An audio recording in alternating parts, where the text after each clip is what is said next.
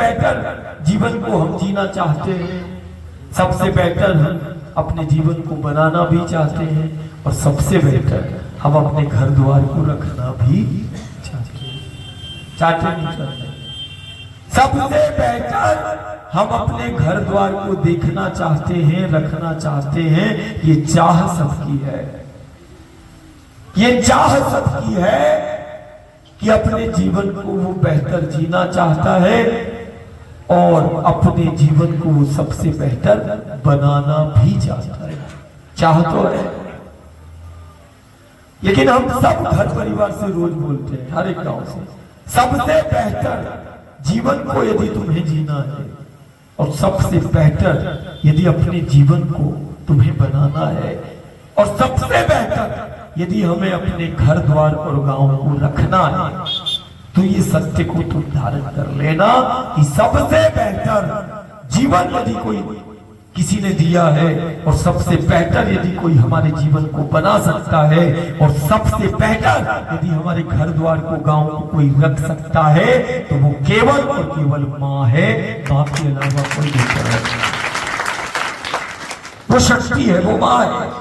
सबसे बेहतर जीवन देने वाली है माँ, और सबसे बेहतर जीवन को बनाने वाली भी है माँ। और सबसे बेहतर यदि अपने घर द्वार है और कोई घर द्वार को सबसे बेहतर रख सकता है, तो वो भी है मां। और मां हमने किसको कहा? शक्ति को।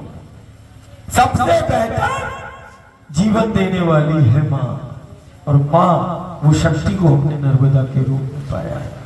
सबसे बेहतर दुनिया के अंदर कोई यदि मुझे जीवन दे सकता है और मेरे जीवन को, जिंदगी को कोई बना सकता है, और सिर्फ बनाना ही नहीं, बात यदि जिंदगी को बचाने की आ जाए, तो भी वो मां, सिर्फ मां एक सत्य है। सबसे बेहतर जीवन देने वाली मां, बनाने वाली भी है मां, चलाने वाली भी है मां, और हमारे घर द्वार को सबसे बेहतर रखने वाली भी है मां। और उसी मां के कारण गुरु और गोविंद का हर युग सदी में अवतार होता है। इसी धरा, इसी धेनु, और लीला कहां करता है? गंगा, यमुना और रेवा, गोदावरी के तीरे लीला करता है। लीला करके वो जीना सिखाता है। वन और जंगल और पहाड़ों में, वृक्षों में भ्रमण करता है। हम कल्पना ही नहीं कर पा रहे कि देखो कितना आसान है, कितना आसान।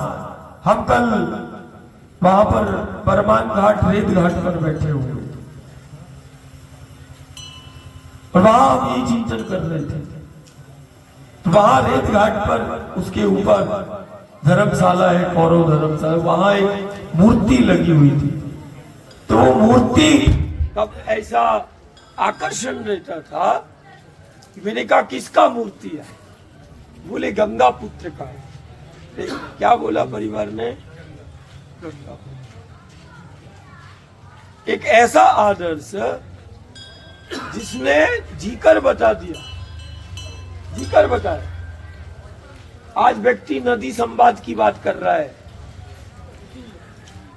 वो नदी को शक्ति के रूप में संवाद कर, जीवंत चरित्र है गंगा पुत्र,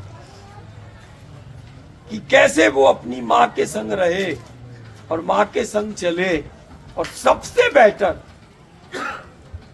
सिर्फ अपने जीवन को ही नहीं जिया, पूरी समाज और पूरे प्रांत को, राष्ट्र को सबसे सुरक्षित बनाए रखने में वो गंगा पुत्र का चरित्र है।